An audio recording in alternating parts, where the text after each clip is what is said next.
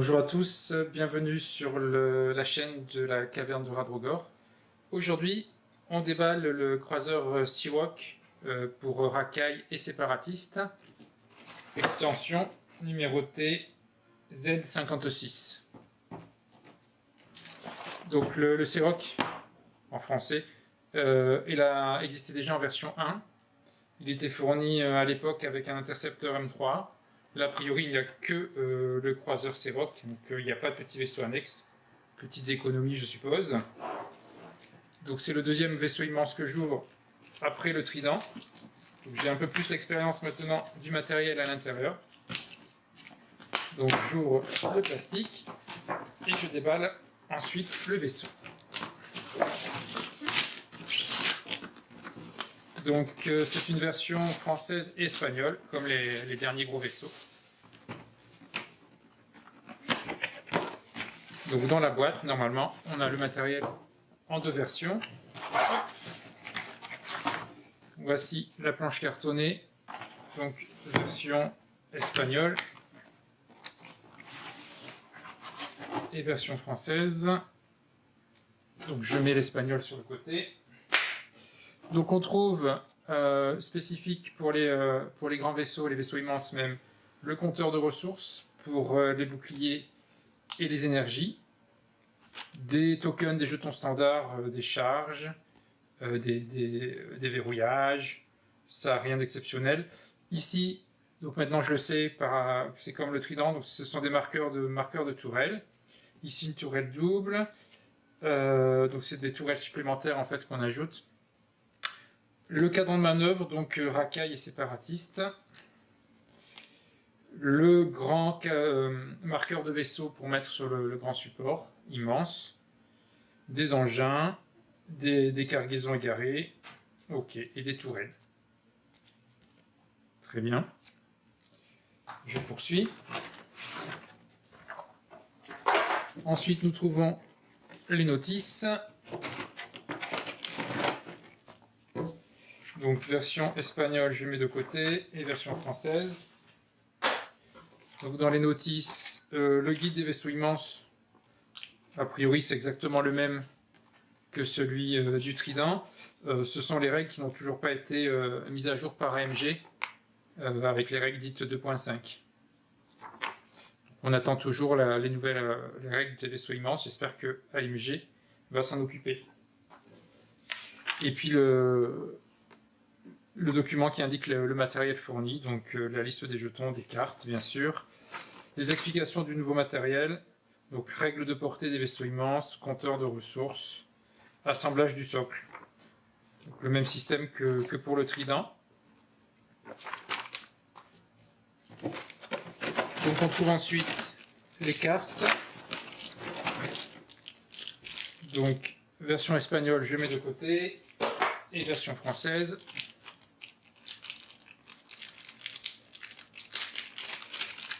Alors, dans la version française, nous avons donc des équipages Asmorigan, capitaine exemplaire, commandant stratégique, les batteries à canon et autres ajouts qui sont spécifiques ici au vaisseau immense, donc batterie à canon, tubes d'artillerie, batterie défensive, c'est les mêmes choses que par exemple pour le Trident, hein, c'est spécifique au vaisseau immense. Ici, non spécifique, canon laser lourd, missile groupé, missile à concussion, tourelle dorsale.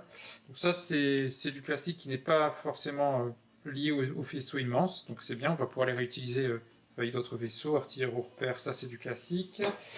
Ici également des cartes d'équipe spécifiques au vaisseau immense, donc spécialiste du bombardement, équipe de communication, contrôle des dégâts, spécialiste en artillerie, équipe d'artificiers, bouclier adaptable, etc. Donc ça, également, les cargaisons, c'est spécifique au vaisseau immense. Noyau d'énergie optimisé, etc.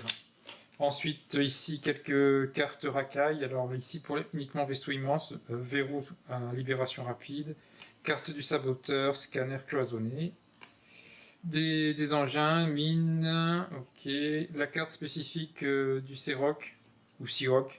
Donc le Broken Horn, ça ajoute 2 emplacements, et ça diminue les vitesses des manœuvres, les difficultés des manœuvres, pardon, en cas de dégâts. Ok. Également Merchant One, ajoute également des emplacements et permet une attaque bonus. Ça aussi c'est pour Rakai. Encore un, Incessible Wort, rajoute un emplacement, pendant la phase de dénouement vous pouvez récupérer des charges supplémentaires. Ok. Alors il n'y a pas de carte spéciale pour les séparatistes, ou alors je les ai pas vus. C'est quand même plus un vaisseau de Rakai que de séparatistes, parce que je ne vois pas de carte spéciale pour les séparatistes. Reconversion Corsair. Alors justement, parlons des pilotes. Donc, il y a bien deux pilotes, un séparatiste et Rakai. Donc séparatiste, je fais le point. Voilà. Contrebandier du syndicat et Scooms, donc contrebandier du syndicat, et séparatiste, Corsair séparatiste justement. Donc 7, attaque 3, 0 en défense, 12 en bouclier, en coque, 4 en bouclier récurrente, 4 en énergie récurrente. 2 actions possibles, concentration, renforcement, verrouillage, coordination, brouillage. Ensuite, nous avons les cartes de dégâts spécifiques au vaisseau immense. Je suppose que ce sont les mêmes cartes, donc il y en a 30. Hein. Je suppose que ce sont les mêmes cartes de dégâts pour tous les vaisseaux immenses. Si c'est le cas, c'est un peu dommage. Ça veut dire qu'à chaque fois que vous achetez un vaisseau immense, vous rachetez finalement les 30 cartes de dégâts, donc ça ne sert pas à grand chose. Donc je trouve que c'est un petit peu dommage. Je pense que ils auraient pu faire peut-être un paquet, je sais pas, genre spécial vaisseau immense avec juste les cartes de dégâts, la règle de portée, l'outil de manœuvre des grands vaisseaux. Et comme ça, ensuite on achèterait les grands vaisseaux, les vaisseaux immenses sans ces accessoires, ce qui pourrait diminuer finalement le prix de chaque vaisseau immense, parce qu'à chaque fois on rachète les cartes de dégâts, la règle de portée et l'outil de manœuvre. Donc ça c'est un peu dommage je trouve. Pas une très bonne idée de l'éditeur. Ensuite, on a 2 cartes donc de formation rapide, donc une pour les séparatistes et une pour les Rakai. Donc effectivement, je confirme, il y a finalement quasiment pas de cartes, ou même peut-être pas du tout. J'ai pas fait attention, à part le pilote, j'ai pas vu de carte spéciale séparatiste. Donc pour moi, c'est clairement plutôt un vaisseau pour les Rakai. Sinon, on a des cartes non utilisables et on n'a pas de carte spéciale séparatiste. Contrairement au Trident que j'ai ouvert précédemment, qui est plutôt vendu comme séparatiste, mais qui a également des cartes spécifiques Rakai. Alors je sors le vaisseau, on le regardera juste après. Ça me donne accès au fond de la boîte. Donc effectivement, une règle de portée qui va jusqu'à 5, hein, puisque les vaisseaux immenses peuvent tirer à 4 et 5. Donc la même que celle fournie avec le Trident, donc encore un double avec les cartes de dégâts, donc inutile. Puis au fond de la boîte, voilà, le socle vaisseau immense, les supports pour le vaisseau, les œillets pour les cartes, le cadran de ressources, l'outil de manœuvre des vaisseaux immenses, donc lui aussi en double à chaque fois que vous avez un vaisseau immense. Donc voilà, je répète, hein, mais je trouve ça un peu dommage. On a, à chaque fois que vous achetez un vaisseau immense, vous rachetez cet objet gris, donc l'outil de manœuvre du vaisseau immense. Vous rachetez, sous réserve qu'elles soient les mêmes, les 30 cartes de dégâts vaisseau immense. Et vous rachetez également la règle de portée à 5. Donc pour chaque vaisseau immense acheté, vous avez tout ça en double. C'est bien dommage, je trouve. Il me reste le vaisseau, bien sûr. Donc je confirme, il n'est pas livré avec un intercepteur ou un vaisseau de soutien, contrairement à la version 1. On a le vaisseau seul.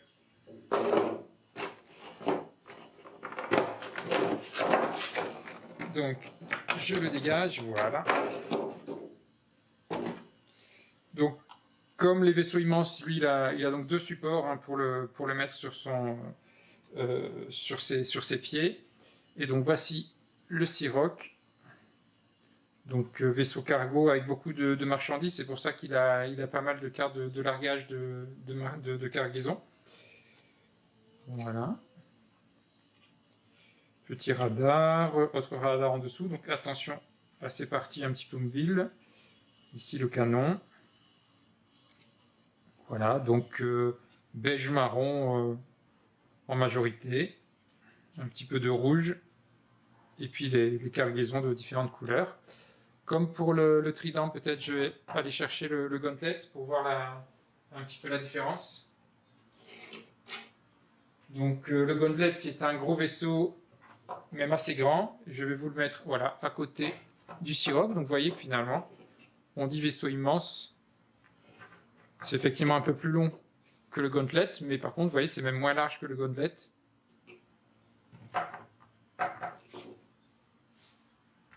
Voilà. Hop. Je le repose, je range le gauntlet.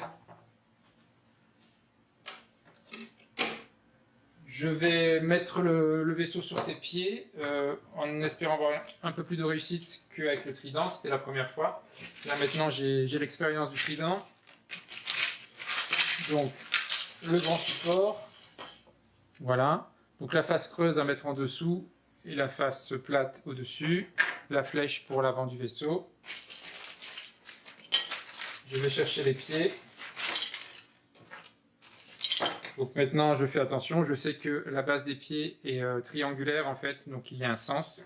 Et donc l'astuce c'est plutôt de mettre les pieds sur le socle avant de mettre le vaisseau. C'est plus pratique que d'essayer de mettre d'abord les pieds sur le vaisseau. Donc après il faut vérifier la largeur, parce que vous voyez il y a deux emplacements devant et derrière, ça va dépendre de l'emplacement des supports. Donc là a priori, c'est plutôt à l'intérieur j'ai l'impression, pour celui-là, par rapport au trident où ce sont les emplacements extérieurs. Donc je vais plutôt mettre à l'extérieur en faisant attention donc au sens du triangle, voilà, comme ceci. En voilà un. Le deuxième, donc le triangle dans ce sens. Voilà, c'est plus simple quand on connaît le système. Et maintenant, je mets le vaisseau dessus. Hop, voilà. Effectivement, donc les pieds sont plutôt à l'intérieur pour ce vaisseau, contrairement au trident. Donc, le voici posé sur son socle.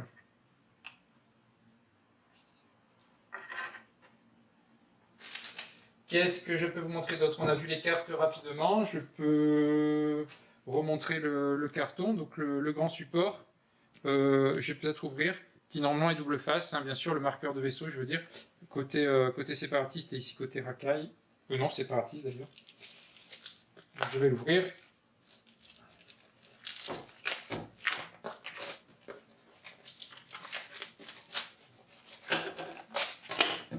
Voilà. Donc voici le marqueur de vaisseau, donc le côté racaille et le côté séparatiste. Donc bien sûr vous le mettez sur le socle, ensuite vous mettez les tourelles et puis vous positionnez le vaisseau dessus.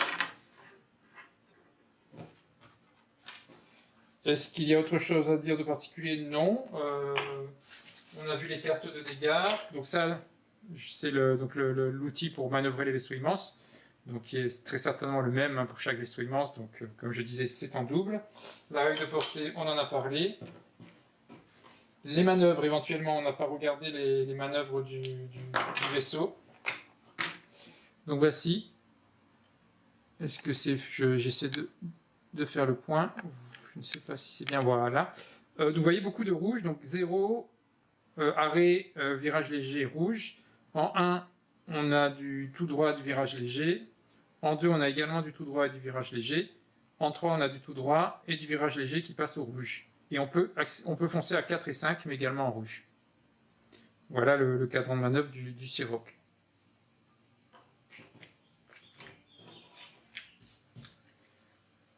Je pense que j'ai fait déjà le tour. Vous voyez, je suis allé assez vite puisque j'ai maintenant la connaissance un peu plus des vaisseaux immenses après avoir déballé le trident la dernière fois. Donc c'est allé assez vite. Le cadran, peut-être je rappelle, donc le cadran de ressources.